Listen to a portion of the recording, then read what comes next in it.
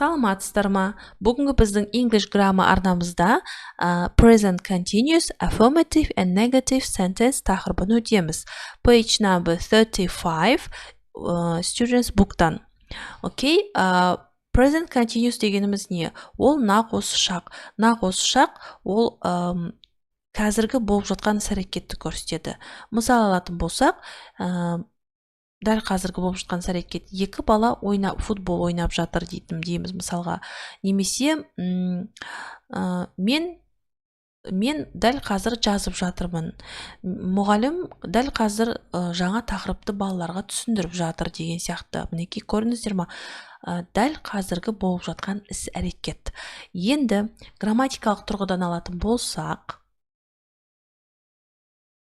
he, she, it есімдіктері бұл үшінші жақтағы жекеше түрдегі есімдіктер. Осы есімдіктер кездессе бізде is көмекші етістігін қолданамыз.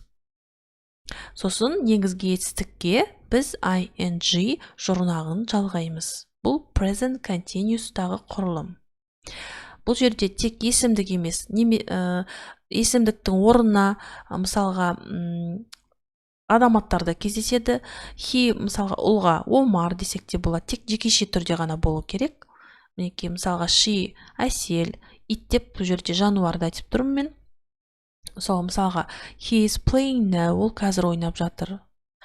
She is playing now, қыз баласы, ол қазір ойнап жатыр. It is playing now, сіздерге түсінікті болсын деп осыны жаздым. It is playing now деп жануар, мысалға мысық ойнап жатыр деген сияқты, иә. Окей, next, I'm writing now. Бұл жерде егерде бірінші жақтағы есімдік кездесетін болса, I, тек қана I, олай болса бізде is емес, am көмекші етістігі қойылады. Бұл жай сөйлем, affirmative sentence. Енді мынау negative sentence. I'm not writing now. Мен дәл қазір жазып жатқан жоқпын. Сұраулы сөйлемді де түсіндіріп жіберейін. Бұл жерде ешқандай қиындығы жоқ, тек көмекші етістікпен есімдіктердің екеуінің орнын ауыстырып жіберсеңіздер, сұраулы сөйлем шыға келеді. Сол кезде are you writing now? Дәл қазір сіз жазып жатырсыз ба? Деген сияқты. Және де бізде көмекші етістігі бар.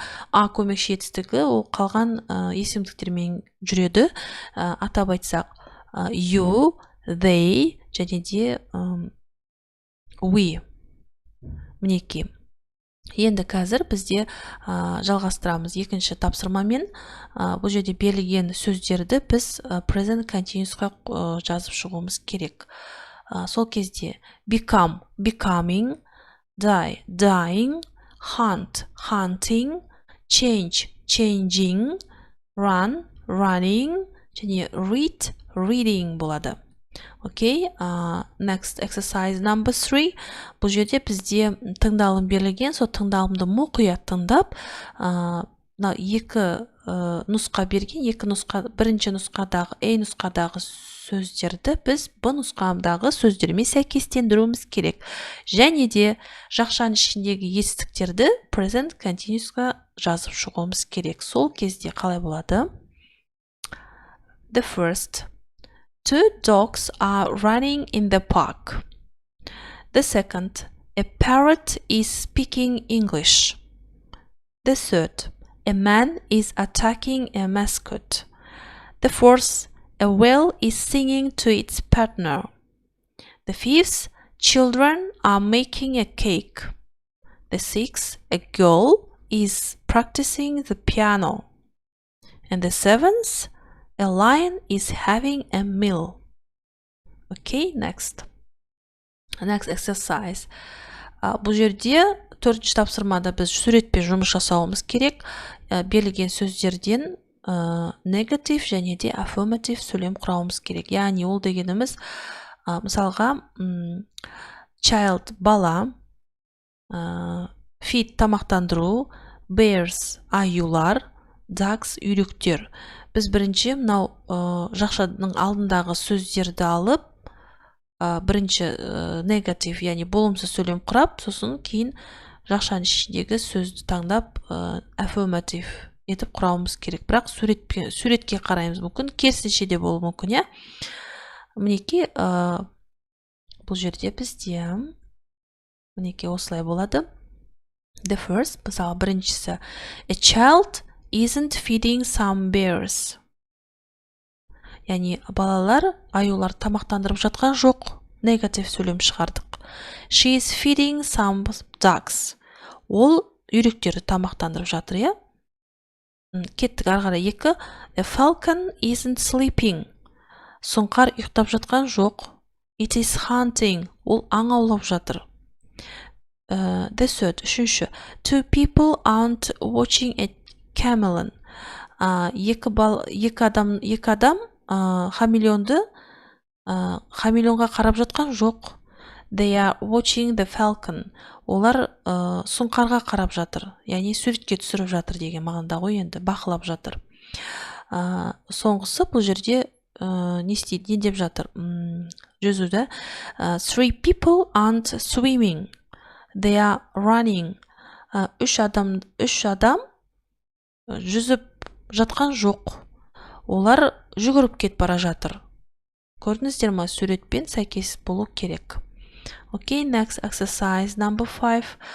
Write sentences about what is happening now. Бұл жерде берілген сөздерден present continuous'қа қойып жазып шығуымыз керек.